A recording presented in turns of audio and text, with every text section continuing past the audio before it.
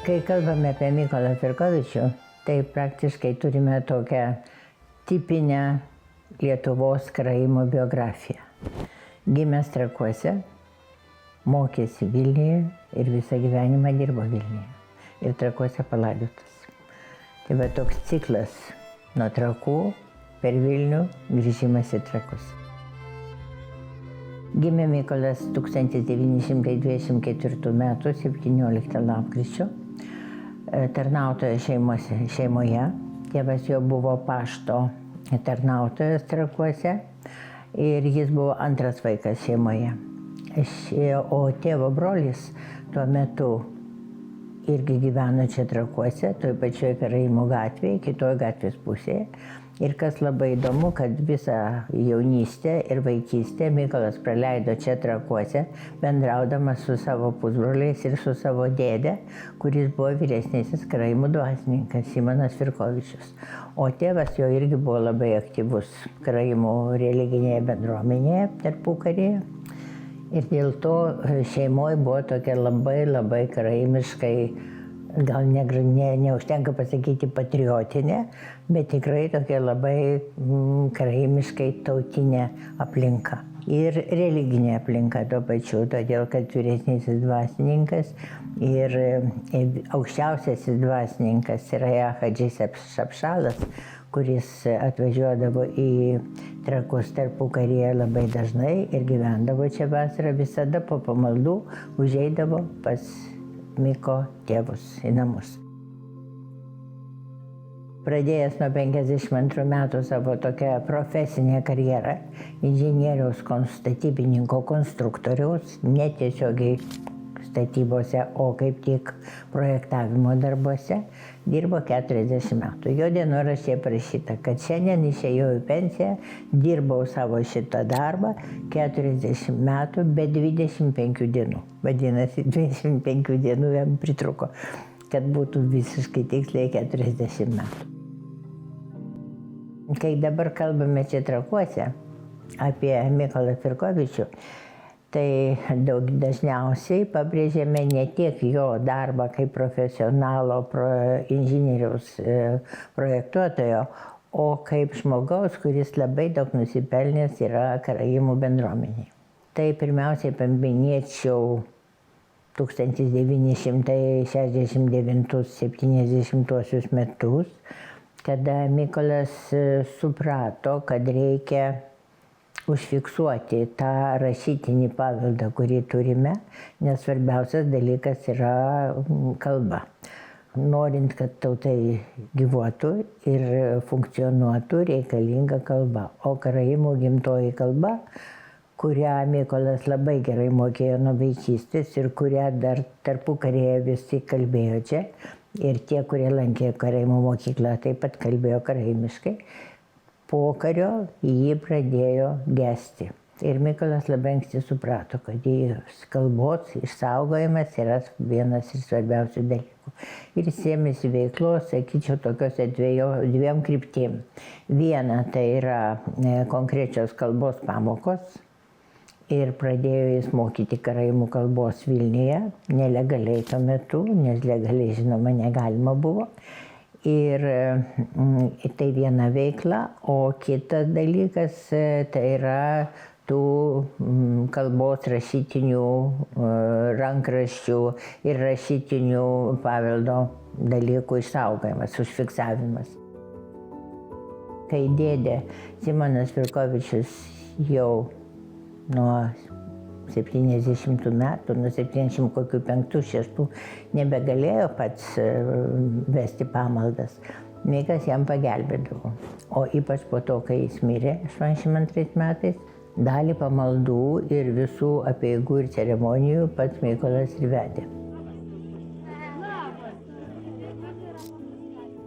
Labai, kadangi toks buvo kuklus žmogus, tai visų šitų pagrindinių savo savybių į išorę labai buvo linkęs nerodyti.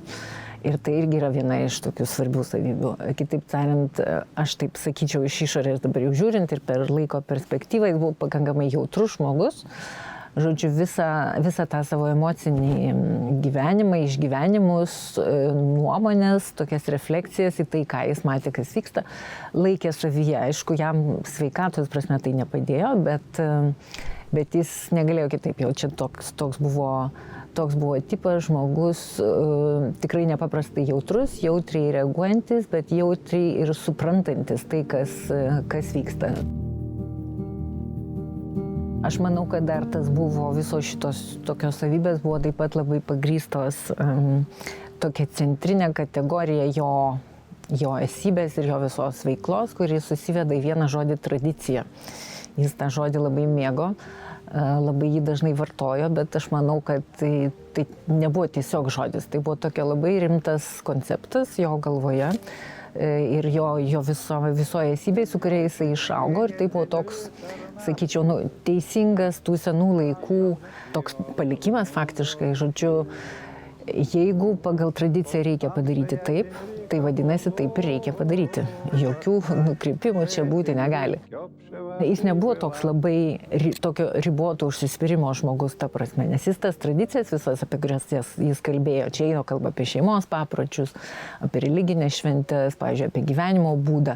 Jis visą šitą puikiai suprato ir jis ne tik žinojo, ką ten reikia, kokį ritualą, kaip atlikti, pavyzdžiui, ar kenesoje, ar namie, kokį pyragą iškepti, bet jis puikiai suprato, kodėl tą reikia daryti, ką ta šita šventė reiškia.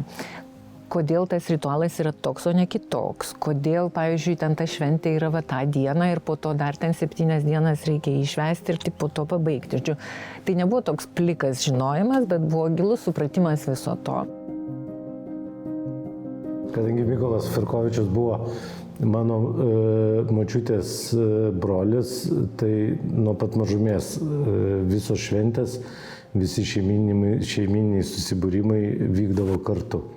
Kadangi ir močiutė muzikali buvo, dainuodavo, dėdė Mykolas irgi buvo labai muzikalus ir kiek prisimenu, tas visas jo gyvenimas netgi sukosi aplink muziką. Va tokiam šeiminiam rate ir sukosi, tai buvo prisiminimai, muzika ir karaimų tradicijos, nes tai buvo žmogus, kuris buvo paniręs visą galvą į karaimų tradicijas, jų išaiškinimus ir puoselėjimą.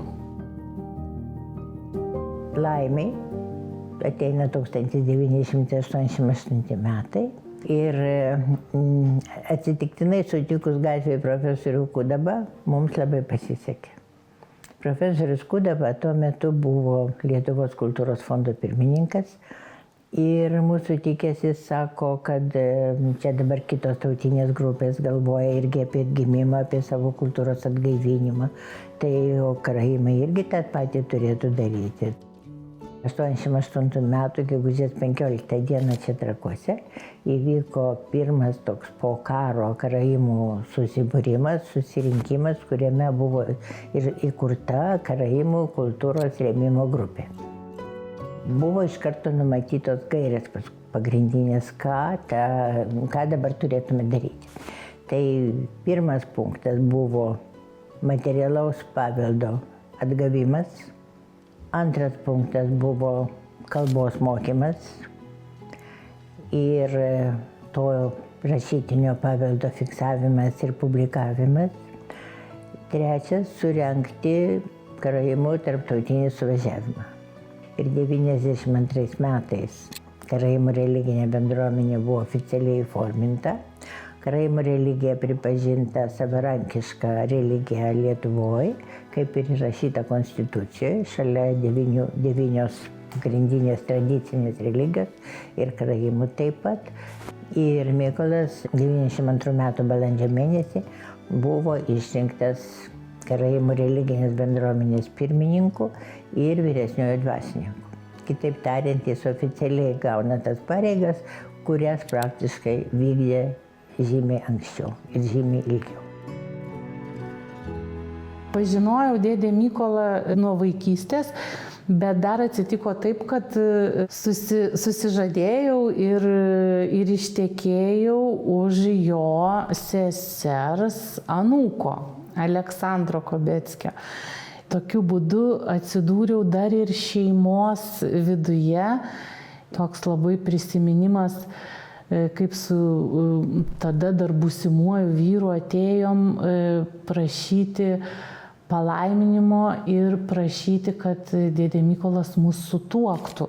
Buvo labai maloniai mus nuteikė, labai apsidžiaugė ir labai mes buvom šiltai papasakojo mums, koks tai procesas, kas mūsų laukia. Ir labai gražios buvo tuoktuvės ir labai nuoširdžiai ir šiltai mums pravedė visą šventę. Aš iš tikrųjų net galvoju tokia, daug metų praėjo, bet labai taip likę, labai šiltas prisiminimas ir labai jautrus. Ir aišku, didžiausias įvykis tai buvo Vilniaus Kenesos ir Trakų Kenesos galimybė juose vėl atvirai nesislepiant melstis. Taigi, pirmiausiai jo didžiausi darbai ir buvo Kenesos remontas ir renovavimas, restauravimas, kadangi jis buvo inžinierius statybininkas, projektuotojas ir konstruktorius, tai jis labai gerai tos darbus išmanė. Ir žinoma, dalyvavo kartu su architektais, kurie jau ruošė renovavimo projektą ir tiksliai jiems nurodydavo, ką ir kur ir kaip reikia padaryti. Ir užrašuose yra net brėžiniai, kur nupaišyta, kokia turėtų būti sienelė, koks turėtų būti suolas, nes praktiškai visas inventorius iš tos Kenesos buvo dingęs. Ir šviestuvai, ir suolai, ir baldai, viską reikia iš naujo statyti. Tai dabar užrašuose randu brėžinukus, kur parodyta, koks turėjo būti, kaip reikia atkurti altorių, koks jis turi būti, kokie suoliukai, kokie užtvarai. Dar susirašinėjo su žmonėmis, kurie galėjo prisiminti, kaip atrodė Kenesa, nes ji buvo 23 metais užbaigta ir pašventinta. Taigi šitą visą darbą jis atliko, labai daug įdėjo jėgų į tai ir 93 metais, spalio mėnesį, kaip tik praėjus 70 metų nuo pirmo pašventinimo, Kenesa buvo iš naujo pašventinta. Ir tą padarė Mykolas. Jis labai mėgo, kadangi turėjo gerą klausą ir mėgo dainuoti ir groti. Jis turėjo tokią tradicinę bandžą ir grodavo ir kartais, o aš mokiausi fortepijonu groti, tai mes kartais pamuzikuodavom kartu, tai būdavo tokios labai gražios bendros akimirkos. Jis tuo metu pamokydavo manęs tų savo tradicinių 20 amžiaus pradžios kažkokių tenai šlegerių dainų. Padainuodavom kartu. Kartu jis mane dar taip pat pamokė ir karaimiškų dainų labai nemažai. Mes eidavom pasivaikščioti, jis man padainuodavo, aš tada išmokdavau, kai mažas, tai žmogus viską gali išmokti. Labai yra gerai, nes dabar jas visas moku. 88 metais, kai prasidėjo tos legalios pamokos, tai tuo metu išaiškėjo, kad nėra absoliučiai jokios metodinės medžiagos, kuri buvo reikalinga toms pamokoms. O prieš tai Mykolas vedė tas nelegalias pamokas ir jis buvo susirašęs tokius juodraščius kiekvienai pamokai. Tai tų juodraščių pagalba ir pagrindu jis pradėjo galvoti apie vadovėlį. Ir palaipsniui, po truputį, jis pirmiausiai surašė tą vadovėlį ranka. Na ir labai daug buvo darbo su tiurkologais, karaimais tiurkologais gyvenančiais Lenkijoje. O čia vietoje Mykolas bendravo su lituanistais.